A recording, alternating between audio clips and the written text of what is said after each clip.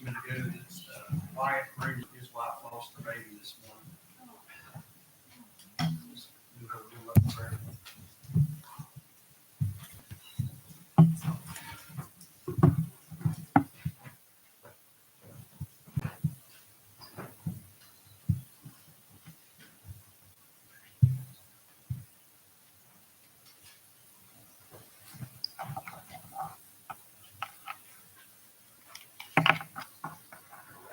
Ray, can you bring me my phone? I think I forgot to pull it up on here at home in the Wi-Fi.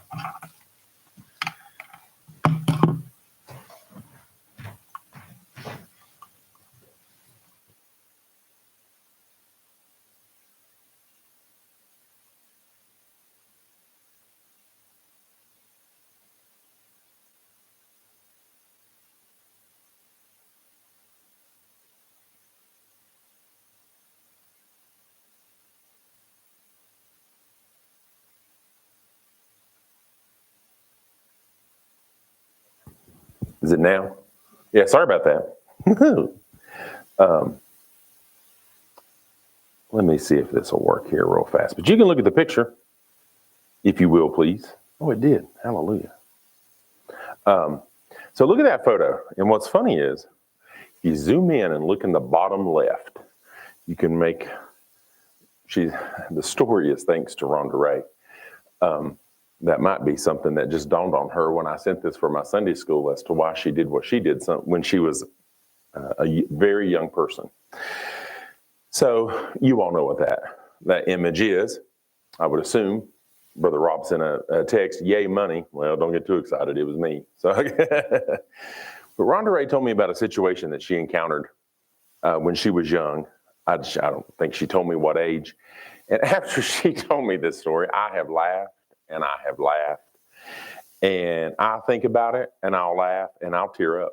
I mean, I laugh till about tears, if I can tell it. She was very young, and Rhonda has no problem with me sharing this or saying she grew up, as a lot of us in some regards did, very humble means. She didn't have a lot, and she can't remember why, but at whatever, I guess, were you a teenager? Maybe about it, I don't know, late teens or something. She must have done something. And she had a check for $1,000 to get cashed. Now, she can't remember why she got the money. But she was in the bank with a friend, her friend Teresa. So the lady at the bank asked her, so how would you like this cashed? What denomination of money? Well, Rhonda Ray did not grow up, experience a lot of material or monetary wealth, and that's fine. She doesn't complain about that. She grew up with love. She hadn't had a lot of experiences with money. The reason we were talking about this, there was something special to her she wanted to do for our great nieces when they reach a certain age. And what made her remember the story was, to her, a $100 bill is significant, like to hold one. She goes, yeah, 520s ain't the same. And she knows monetarily it is. The ability to have a $100 bill and just hold it. Well, when that lady asked her how she wanted the money, it kind of got Rhonda. Because I don't guess she was even thinking about something like that. She didn't have a lot of money. So Rhonda replied with sincerity, I'll take a couple $500 bills.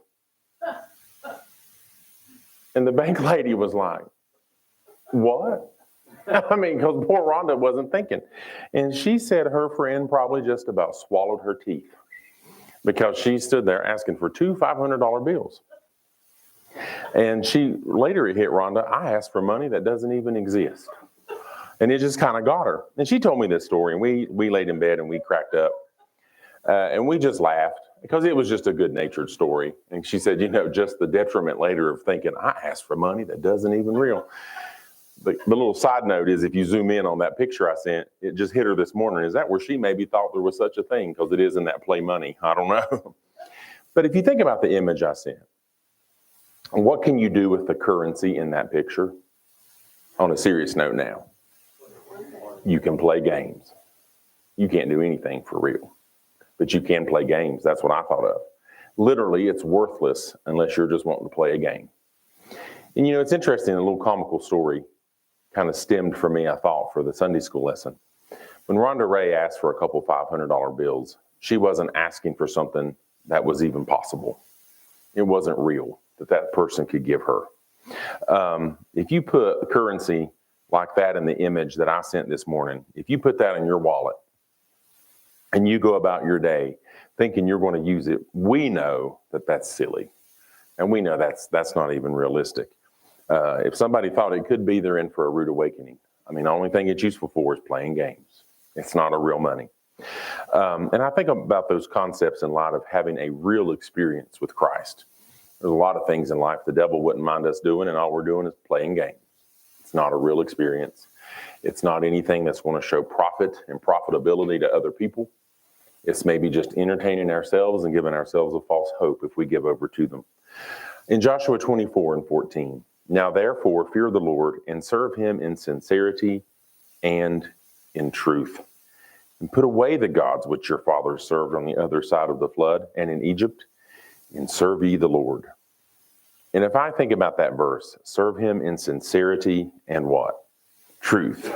You can be sincere going into a grocery store with a pocket full of that picture I sent you, but you're not going to have a real experience. You're going to embarrass yourself or get in big trouble.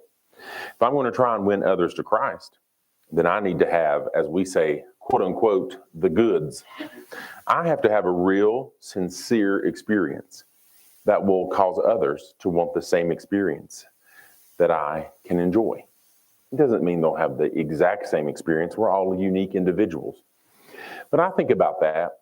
You know, I tell that little story, and it struck me so funny, and we laughed and laughed and laughed. But then I think about the devil would love for people to also be going around doing nothing more, playing games, saying they have a real experience. And in reality, everyone else that has any kind of true experience themselves can look at it, not out of a judgmental, hateful nature, meaning trying to be mean or hateful or evil, but you can look at it and see that really what they have is counterfeit. And they're almost embarrassing themselves. They act like everything's okay. They act like everything's all right, but they don't have a sincere experience that shows what it really means to be profitable for the Lord. You got to have the goods. If I'm not living a life that offers hope, if I'm not living a life that offers a pattern of good works, and if I'm not living a life that offers and demonstrates victory, then here's the question I ask myself. I'll put it on me first. Why would anyone else want what I say I have? Do you want that money to go grocery shopping with in my picture? Because you know it's what? It's fake. It's only useful for playing games. Do you really want to look at me and feel like I have a counterfeit experience telling myself everything's all right, everything's perfect, I've got it all together? But in reality, you can see it ain't producing anything that you want for your life. I'll put it on me. If it's not producing anything that can give you hope, show a pattern of good works, show that there can be victory from serving the Lord, then all I'm doing, if I'm not careful, is I'm playing games. What I say is the goods is nothing but a fake currency. You can't buy or sell anything real with that in your own experience. Instead, it's worthless. If you go to store with that money and you try to use it, you're going to look like an idiot. I mean, it's just going to look ridiculous. You're going to embarrass yourself, and the cashier's going to look at you like you've done and bumped your head. Like you've got a problem. I mean, really, they look at you like you have a problem, or are you just joking? But if I say to other people, and I take this is something that weighs on my brain. I talk to Rhonda Ray about this. I'm like, Rhonda, what am I really doing? Am I really accomplishing anything? You know, and I talk, well, now I'm saying it open. Now it's recorded. But, if we're talking privately, and I question myself, and I say, what am I really trying? And we talk about these things, and, we try and help each other. But if I say to other people that the experience I have with the Lord is something they need, then they are going to examine me and see if I'm counterfeit, proclaiming, but not really living a profitable experience, or if I'm the quote unquote real deal, producing experiences in my life that are spiritually prosperous and paying off in my experience with God. And that's fair of them to do, isn't it? If I'm going to say what I have is better and real and what you need to hope for in your life, and I don't mean me looking at Danny, you know what I mean. Like what I say is right, what I say is true, what I say is God has shown me how I need to live, then they should examine me because they're going to see if it's really going to be something that's real or am I counterfeit myself.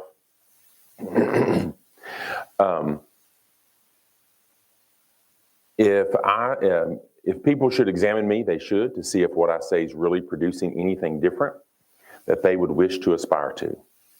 And if I say, and I think about this, if I say to someone, I'm not in these exact words, but you try to live it before people without always using words. But if I'm trying to say that I'm living a better life and that others need what I have, then they're going to check me. What happens with money, especially 20s, or I guess other denominations of bills too? What happens at a cashier when you take money often to them, when you give them especially certain kinds of cash? What do? They can give you change back, but what do they do with it? They check it. What are they checking for? To make sure it's real. Is it counterfeit? Is that money actually real money? Cashiers have something that they use to check that money to see if it's counterfeit. Well, you know what? Unless the cashier has some very serious issues, would they really need to check the currency in the image that I sent you to know it's fake? No, not unless they got some problems. They know that. And sometimes people can just look at a life and they're not being ugly. They're just being fair to themselves sometimes. Sometimes people can just look at a life and they say, Lord, I appreciate the victory those people represent to others and those of us who can look to them as an example. I'd say we all have people we can look to as an example, right? We have people who've been a solid, steady experience. And it doesn't mean they haven't gone through hard times, suffered loss, suffered setbacks. But how did they weather them? How did they learn from them? And what did that demonstrate to us as we could watch? So we have people, hopefully we can say, that's a real experience. That's profitable. That is something to aspire to. That's the real deal. Is that what someone could say about me? And I ask that rhetorically. I don't expect an answer. Is that something I need to reflect on? Is that something somebody could say about Danny Eldreth? Sadly, sometimes others can look at a life and sometimes they say, again, they're not being mean, they're not being ugly. They may say, Lord, please help that person get things straightened out. The person wants to portray an image that everything is together, but that image is counterfeit. It's evident they really need to get some things worked out for themselves, him or herself, before trying to portray things to others that everything is okay. Because often can you see through a facade? A cashier has a simple thing they rub across money, and it tells them if it's counterfeit. You have fake money, that's obvious.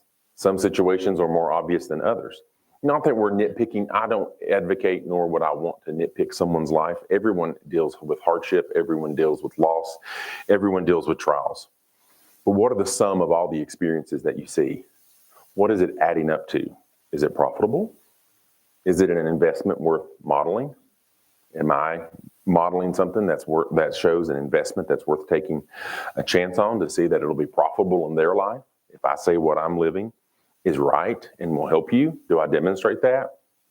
Because sometimes people are so worried about creating an image, it's like they forget you can still see the reality. You could take that fake $20 bill, and you can go to the cashier, and you can expect to spend it. But if they rub that marker across it and it's flagged, are you going to get to spend the $20 bill? Probably the police are coming.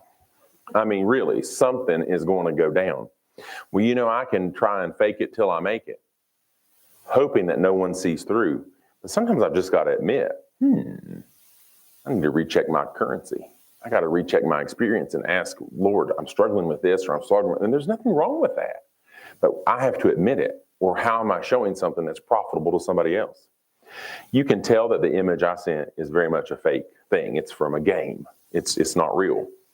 And you know what? Others can look at me and they can tell whether or not I have a sincere experience that they wish to, quote unquote, purchase for themselves. Is it really worth them investing in? Am I demonstrating any? Now, I know you can go to any extreme. People can nitpick you and they don't want nobody, want nothing. And they'll tear you apart little by little. And they can find something. Some people can find something wrong with everybody. That's not what I'm talking about. You'll always experience extremes. I'm talking about in general.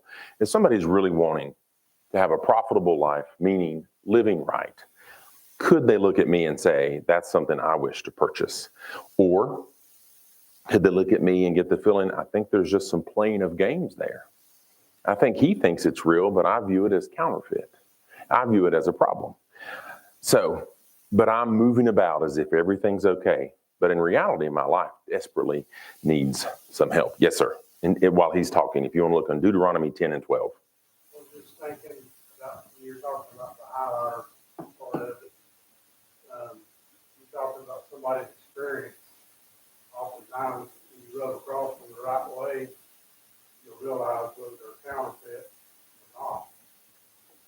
double cross them the right way is when Cross them. when something is real, like with the fake $20 bill you're talking about, you go to the cashier, you know it's fake, and they pull out that highlighter, you're gonna begin to squirm.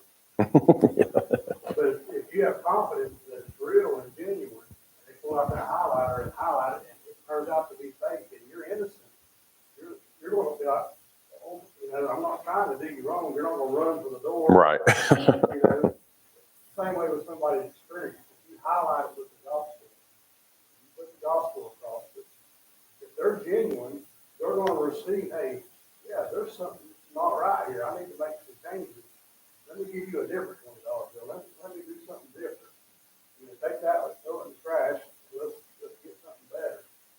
But if they're trying to pass along counterfeit and you highlight it with the gospel, you want to get people to get upset and angry with you and be combative, if you will. Yeah. If somebody can't take an experience and say, there's obviously something I need to learn from this, then there's a much deeper problem there. In Deuteronomy 10 and 12, and now Israel, what doth the Lord thy God require of thee, but to fear the Lord thy God, to walk in all his ways and to love him and to serve the Lord thy God with all thy heart and with all thy soul. An individual can be doing the absolute best they can to do what that verse admonishes us to do. But it doesn't mean we won't experience struggle. God is fair. Things will happen. The example he gave, if someone gave a 20 and had no idea, it had slipped through a place that didn't check and they had gotten change, then their reaction is going to show how well they received the knowledge that something ain't right. Our reaction will tell. Successful businesses can go through times of struggle. If you use that as an analogy of profitability, successful businesses can go through ups and downs. But it's how the business manages the struggle that can help determine whether or not it will emerge profitable or in ruin. How well does the business handle the tough time? How well do they address it and try to correct it and learn from it so that they can emerge still stable and profitable? And I thought, as a Christian, people may watch me the closest when I'm going through a challenging time. That might be when they watch closest. And I listened to a message recently where a brother was instructing the congregation to reflect on whether or not their lives were showing profit. So I kind of married the story of Rhonda with this idea. I also married Rhonda. But anyway, if a company shows promise and profit, what can it attract? If a company is showing true promise and profit, what does it attract? Investors. You're willing to invest in what they have to offer because they show promise. They emerged from a difficult situation profitable and intact so they can weather some storms. They obviously have a good setup with a strong understanding and guidance being given to it to help it weather those storms. It can attract investors. And to me, when I was listening to this, he was encouraging his people to think about that concept kind of, and how they have a duty to show profit in their lives for the community around them. And I think about that. I have a duty to that. And that's when I talk to Rhonda Ray. We talk about this. Do I show them that there's profitability in the life I say that is right? And for me, it's very rewarding, but do they see it that way? Do I portray it correctly? I think about an idea. That idea has weighed on my heart for a while. And this one really does. If I'm going to tell people that what I have is right and what they need, then I have a response. I'm not putting it off on anybody else. Danny has a responsibility to show them that it's something better than what they have. If you're investing in a company and you're putting your money in it and it's producing the profit, but somebody comes along and says, oh, no, you need to put your money here. You're just going to do it. Probably not if you have any sense. You're going to investigate, aren't you? You're going to weigh this out. You're going to see if what they say they offer is actually true, profitable, and producing results. Why would you put your money in it on a blind sense of faith? You're going to make sure what you're doing has wisdom. And people should do that to me. That's fair. Don't you think? That is fair for people to have an expectation of me of that, if what I say I'm doing is right. And if I'm not doing that, if I'm not living in such a way of that nature, then I'm not showing profit to people. Then why would someone think that their life would profit by following when what I say is true? I carry this burden for me, don't I, Rhonda Ray? I talk about this. I want to be cautious. I want to be mindful. I want to show how wonderful it is to have the Lord in your life and how he helps you through very difficult situations, And he brings greater joy when it's good. So my question is, do I have the quote unquote real goods? Or is what I'm living in need of some serious intervention? Some companies have to get intervention, don't they? They have people come in. They may have board of directors in these places, may reorganize and fire CEOs or whatever it is, because what's happening isn't producing the results they need. So they reorganize and restructure. Now that's just a business analogy. What if I take that as an individual? Do I need to reorganize? Is my CEO really Jesus? Is he the one who's really leading me and guiding me and helping me with my decisions? Or have I let something else take over? Am I letting my flesh guide me? My own desires and my own wants. And these are things I battle as a person just like you do. I just want to do what's right. That's what I care about. Does someone look at me and could they say, does it seem fake? Do I work harder to give off the impression that everything is good when in reality my life is in shambles? People are going to see through that. You cannot continually hide that. It will become evident. I can't think that is not profitable for others to see. It's a counterfeit. Doesn't mean I'm sinning. I'm just not being honest with myself. How would someone profit from witnessing such things in my life? That's the question I can ask myself. And I don't want you to get me wrong. Someone can be living for the Lord without sin, and can they still battle some serious needs for a reality check? Of course. Of course. Who's the hardest person sometimes to convince that something ain't working? Yourself. Yourself. Sometimes that is the hardest person to convince, to be honest and open and say, Lord, is my life really the way it ought to be? Tough times come, but the choices we make during those difficult times, I think, are often the experiences that can be the strongest witness to somebody else. And you know what? That can cause someone to say, not looking for self-glory, that's not what I mean, and I hope you know that. But it can help someone say, I want what they've got. That's producing results. I want to invest in what they have. That's profitable. They've got something that'll profit my life too. But if I'm not careful, then they may find themselves saying, well, poor old Danny. He wants to think and act like everything's perfect and he's got it all together, but in reality, he's got some chaos and shambles going. He needs to rethink and as we say, a reboot. Sometimes you just got to step back and punt. You got to give yourself time and look at things. I may not be intending to deceive, and I'm certainly not intending to lie during such times of my life. But I have to be, and I'm sure I won't ask, has anybody ever faced a time in their life where they had themselves convinced, oh, this is great. Everyone else could see it wasn't. But until you saw it no differently. Until you owned it yourself, you see it no differently. Until you're willing to say, I need help. It doesn't matter what people say to you. Until you admit there's a problem. But I have to be honest with myself before I can really be honest before others. If I convince myself I can go to the grocery store with the currency I showed you in that image, I have deceived myself. I need real currency or I'm going to embarrass myself in the store. If you want to look in 2 Corinthians 1 in verse 12, you know, in life, if I'm not first being honest with myself, that things are really not together the way they need to be, then and this is what hurts my heart. And I see this kind of from a job perspective.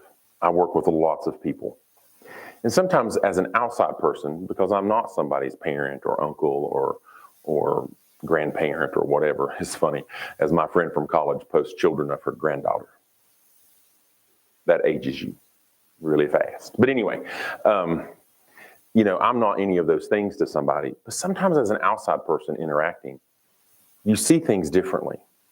My heart is not tied to someone the way someone else is. It's easier for me not always to make excuses or to let my heart guide my thinking. I can look at it a little more rationally. And sometimes I see situations and you think, oh man, I think there's a problem here. But sometimes others who are much more invested with familiar love, they don't want to hear it. That's personal. You don't understand. Now, I've not had those things said to me. I'm just being real. I know we face the real life, right? I'm very cautious what I say and do because I don't live the life of a parent or a grandparent. I don't have everything figured out. Don't you just love it when someone who don't live it has it all figured out? That's annoying. I'm not interested in being that person to other people. But I can tell you from a professional standpoint of what you see sometimes with interactions little humans with other little humans, sometimes there's worries and there's a problem. And you worry about that child. And as me, sometimes I'll pray for that child because I'm a little concerned. Sometimes it's hard for people who love them to admit somebody they love needs help. They will be very standoffish with it because you're insinuating something's wrong. No, you're not.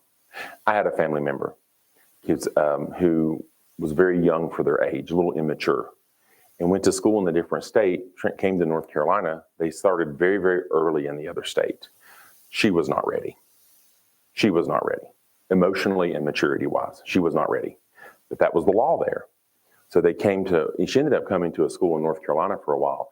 And this family member allowed me to be a part of her life very, very closely. And I remember at the end of a certain grade level, I said, she needs to repeat it. Now, I love this person I don't know what it's like to have your own, but I just know I love this person. When she's in a room with me, everyone else can get tuned out. It's just me and her. Even for her at 16. She calls me, we video chatted last night. She'll ask me questions that she's curious about because she feels comfortable with me. And so, some people was like, oh, that's embarrassing if they repeat a grade. So it's better to go in life and struggle the rest of your school career and be behind. That's less embarrassing than to say, I need some help. I don't have a problem with help.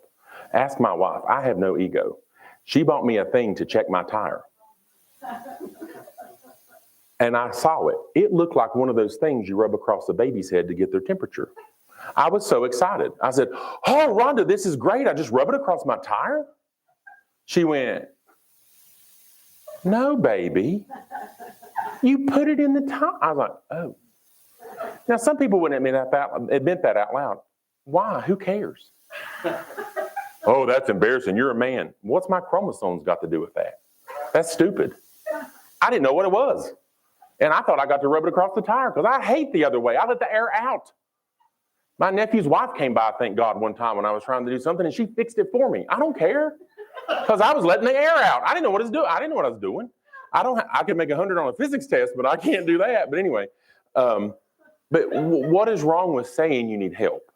So my family member was open to saying, yeah, maybe they'd be better off to repeat the grade. And the teacher, whom I love dearly, that she stayed with, told me later, I have to admit to you, I was a little concerned. Was it really necessary? Best thing happened. She had another year to catch up, emotionally and maturity-wise. Intellectually, she needed it in math. Bless her heart. Reading, she's pretty good, but math. But anyway, so she just needed that time. There's nothing wrong with that. But as adults, sometimes, what do you not want to admit? I'm having a struggle, because it's like the devil wants you to think you're weak. No, you're weaker to not admit you have a problem. That's where the real weakness is. That's where you actually know you have a spiritual need. You need to admit when there's a problem. In 2 Corinthians 1 and 2, because other people are going to see it anyway. Why am I trying to say to them, this is great, this is profitable, and really I have a problem?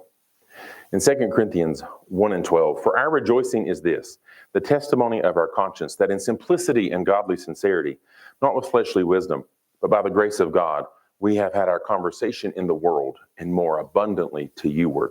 What does my conversation in the world speak to others? That struck me, Brother Mark. What does my conversation in the world say to other people? He's a weirdo. Oh, he's fanatical. Don't talk to him about anything. You're always going to be wrong. You got to be careful, don't you? How I portray myself. You can take a stand for what's right, and it doesn't mean you have to make a show of yourself.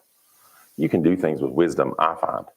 Do I demonstrate a solid experience on a solid foundation that can give others something to aspire to? Not to be me, but what I say I represent. A life that's better. And we don't lift each other up. That's a no-no. That ain't going to do any good, is it? You can have people you look up to, that's for sure. And God puts them in our lives, thankfully, to be an example. But we live a life of victory before others that can ignite something in them that shows that's profitable. That's worth my time.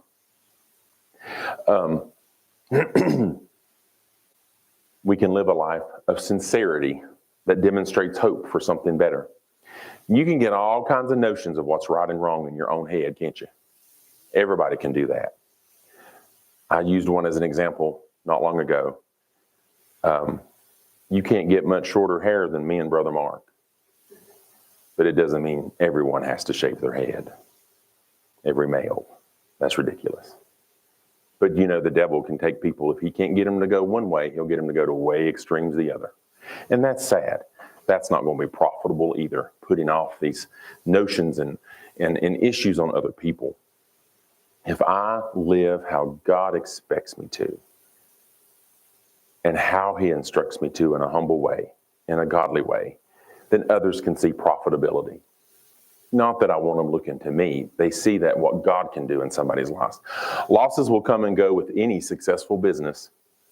We'll suffer our own hardships and losses too. But my question is, how do we emerge from them? How do I handle the hardship and the loss? Do I learn a lesson if part of that loss was my fault? Do I change how I act? Do I change how I live? Do I make any other necessary changes God may have shown me through that hardship? Or do I persist that it has to be my way? When really, I'm living a counterfeit because my way ain't working. Or do I proceed, sadly, as if nothing happened, blaming anyone and everything else around me, and I'm ignoring any instruction the Lord may have been trying to send my way? That is not profitable. Such reactions do not demonstrate sincere profitability to other people.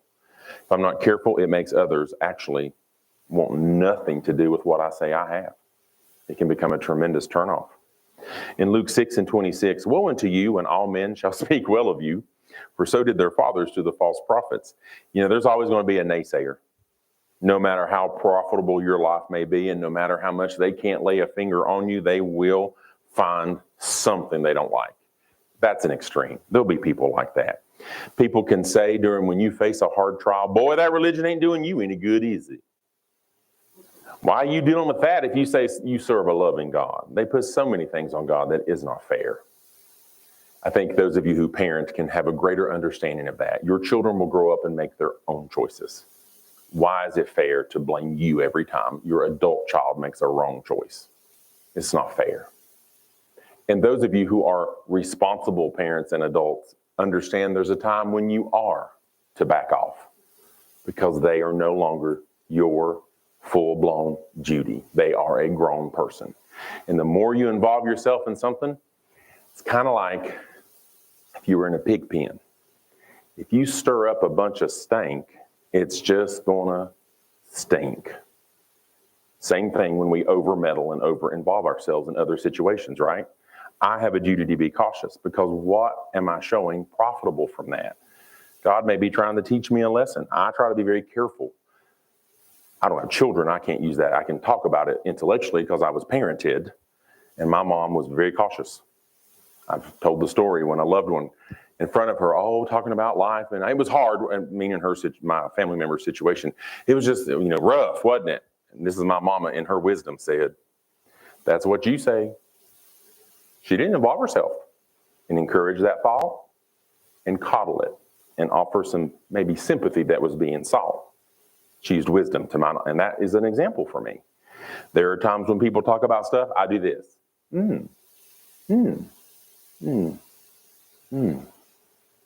I'm so sorry. Well, we'll pray for you. Yeah, life can be tough, can't it? People make their own. I just very cautious what I say because I'm not interested in encouraging a thought that maybe God would not be in. Because there are people, if you talk to them, God bless them, they're going to have some advice. And they love being asked, don't they? There are just people like that in the world. There'll always be people the devil can try to use to work against us. But I have a duty to be careful. And this I think this is something, even as we age, is still worth thinking about. I have a duty to be careful who I surround myself with. I'm not saying cut people like you're being weird and, ostracizing people over some strange reason. I don't mean stuff like that. But sometimes our greatest discouragement can come from people who say they love us. And it's discouraging because simply they don't understand us. Isn't that what can happen? Sometimes people who love us don't always understand us. And sometimes the devil can try to use that, I think, as discouragement. Have you ever noticed, and I think maybe I've heard a lot of us that I'm around more often allude to this. Have you ever noticed you can be around God's people that you don't know very well, and find a closeness and a love very quickly. We have some people we talk about very fondly in Alabama. We're not very often around them, but there's a closeness and love that you just feel, others who visit us and who come to be with us. You can find that you don't always feel around people you are blood related to, but you still love them. And I don't mean anything ugly about that comment. I'm just being real with you. Not everyone who loves us in the flesh can help us spiritually, can they? Not everyone who loves us is necessarily a spiritual help.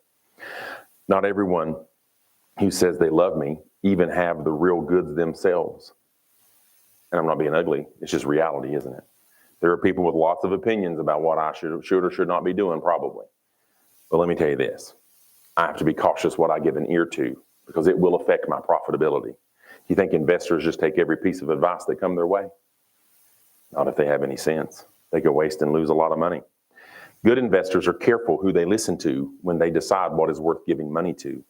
A venture capitalist will likely look at data. They look at the history of what someone has done and their past successes. And maybe they go on a hunch sometimes. Sometimes they just get a feeling. I would say that could happen. But I would say most investors will use caution before they invest large sums of money into something. And if I want my life to be profitable, I need to be careful whom I give ear to.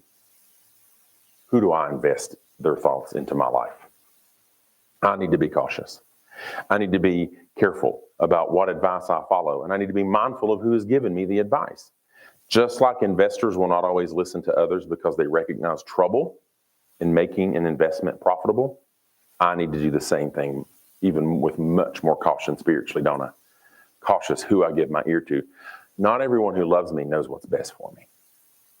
I mean, because some of them aren't living right themselves, are they? And you want to be a prophet to them. I want to somehow show them that there's something good. In 1 John 4:1, beloved, these next 4 words, believe every spirit.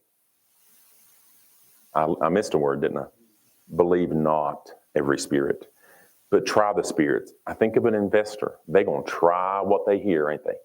They're going to look at data. They're going to look at sources, profitability. What is worth the greatest return of their investment? Beloved, believe not every spirit, but try the spirits and whether they are of God, because many false prophets are gone out into the world. A wise investor isn't going to just believe everything he hears because he was told it.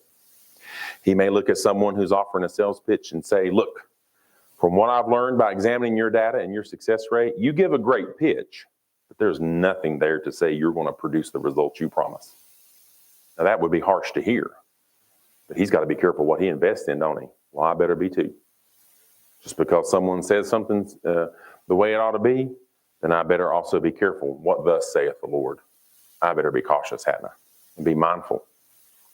Some people, if I'm going to say, and I'm using the analogy more for, if I'm going to try to say to someone else, invest in this life. This is the best life to live. And they say, well, I've been looking at your success rate and it ain't very encouraging. Maybe harsh to hear, but who needs to be reflecting on that and getting some things worked out? Me. Because what does the flesh want to do? Oh, well, that's so-and-so's fault. Well, that's this situation. They treated me this way. Oh, this happened, and then this happened, and I couldn't help it. Now, how much is an investor going to entertain that? Probably not very much. Well, how much are people going to entertain me? Probably not very much. I might try to give the facade and counterfeit image that it's all together. God help me to be careful and make sure it really is. The potential investor can't just believe the sales pitch because he's hearing it. He has to use wisdom and examine the data of the person making the sales pitch in order to make a wise choice. Well, that's what people need to do with me. What choice could they make based on watching my life? Do I show something profitable from what I say I live? I need to be cautious. They'll do the same to us, and I need to do the same too. The devil may try to use someone, maybe even someone I care about, to convince me of many things. But what does their life show? Does their data, their life experiences demonstrate victory and spiritual success for themselves? If not, why should I necessarily be entertaining that advice? It could be the devil trying to derail me off of someone proclaiming, but not really producing. I need to ask myself the same questions Does my life demonstrate profitability? Does my life show sincerity, or could someone think I'm counterfeit, saying what I have is right and trying to portray it as such, but in reality, I have a lot of needs and issues that need to be taken care of first before I'm trying to help someone else. These issues may not even be sin. When you are in the midst of grief, the loss of my sister, so I believe y'all probably remember Carolyn, I guess, maybe seen her and stuff, was very hard for my family. She has left a gaping hole. And it's just hard, but that's reality. But when you're going through that loss and you're going through that suffering, you're not always in the right frame of mind necessarily to make certain decisions, because the devil can use some things as a nice distractor. An extreme high may not be the time to make an extreme purchase, because you're not thinking always as rationally as you would when you're normal. Extreme loss can affect ability sometimes to make choices and decisions. And during that time may not be a time that I could offer someone else certain things that I could offer when I'm not suffering at that moment myself, when you're in the moment of thinking about it. I don't know if I'm being clear. When you are struggling with the grief, and by struggling, I don't mean you're not overcoming. I mean, you're just naturally grieving. It hurts. Those aren't always times you can necessarily say something to someone else. You're in a moment where you need a little encouraging, and that's okay. But I just think about if I live a life saying, oh, this, and I'm saying this, and I'm saying that, and Brother Jordan's looking at me saying, dude, you got some issues. You trying to help me, and I'm worried about some of the things you're dealing with. I need to be reflective, don't I? Maybe I need to be more cautious about what I'm saying and get some things straightened out myself, because I have a lot of needs, and those need to be taken care of first. These issues, again, they don't have to be sin, but they're issues nonetheless that need to be contended with, or they could affect my profitability for the Lord.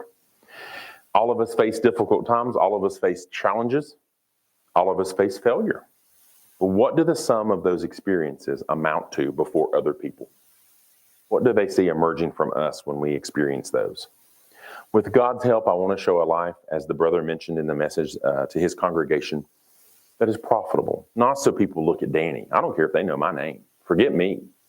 Understand that God offers victory, hope, love, and sustainability during those times of struggle, where I can learn some hard lessons sometimes. Just like an investor saying to somebody doing a sales pitch, look, dude, you put a good game out there, but I don't see any proof in the pudding of any results that are going to convince me that you're worth me investing in. Well, if I'm living that way before others, I need to step back and punt. I better get my life together first, hadn't I? With God's help, and then help me to work on what I'm showing other people. I want others to think the Jesus, not Danny, I don't want my name. I want them to think the Jesus he serves offers sustaining grace, unbelievable love, and a hope that's beyond anything in this world. That is what I hope someone else can see. Other things God can help people work out. But those are the first steps that can show someone that there is a profitable existence in this life with Jesus. So you pray, Lord, help Danny.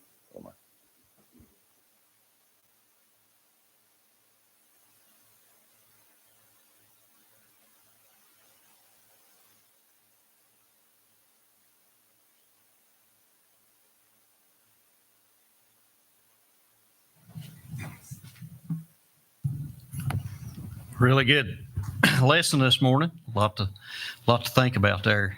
I was thinking Brother Danny was bringing that how that the counterfeit deal. If you was to go into a store or something, you, as Brother Robert was talking about too, you'd be perfectly innocent in it and give somebody one that you'd acquired somewhere that was counterfeit. It'd be really hard to convince that person that a lot of times that you didn't know that. So we got to be real careful about our counterfeit. Really careful, because it's really hard to redeem that once that's out there. So thank the Lord we don't have to be counterfeit. Amen. We can be the real thing. And being a counterfeit is just miserable. It'd just be a miserable life. But to have the real thing is a joyous thing. All right, we'll take just a little bit of a break and then we'll move on with the service shortly. Be praying for the rest of the service.